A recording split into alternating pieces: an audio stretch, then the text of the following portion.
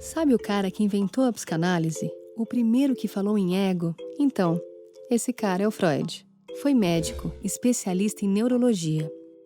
Depois de anos de estudo e observação, começou a achar que era possível tratar de um jeito novo as doenças da mente, sem fazer lobotomia, processo comum na época que tirava um pedaço do cérebro da pessoa e às vezes transformava ela num vegetal, a maioria das vezes. Hoje parece meio óbvio que isso era errado, mas no século XIX não era não. O pessoal ficou meio revoltado, inclusive, com as ideias novas de Freud. Vai vendo. Ele dizia que as pessoas têm desejos inconscientes e que esses desejos influenciam o comportamento de todo mundo e que isso já começa quando a gente nasce. Esses primeiros desejos eram a fome, a sede, o colo da mãe, o desejo do instinto. O desejo é o que Freud chamava de id, e a gente desenvolve depois o ego, que vai colocar um pouco de realidade na nossa vida. O ego vai tentar satisfazer os desejos do id de forma realista e socialmente adequada. Tem outra coisa ainda chamada superego, nosso senso de certo e errado, o que a gente usa para fazer julgamentos. Tudo isso junto é o que forma a nossa personalidade.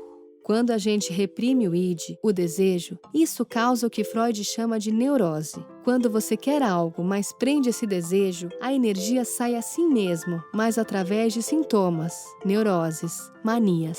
Mania de arrumação, mania de roer unha, mania de limpeza.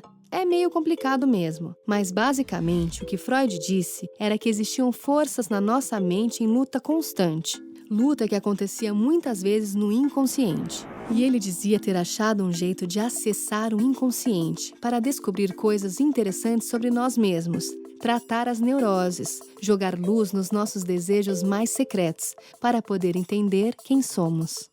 Uma das formas de fazer isso, para ele, eram os sonhos. Pelos sonhos, nossos desejos reprimidos apareciam.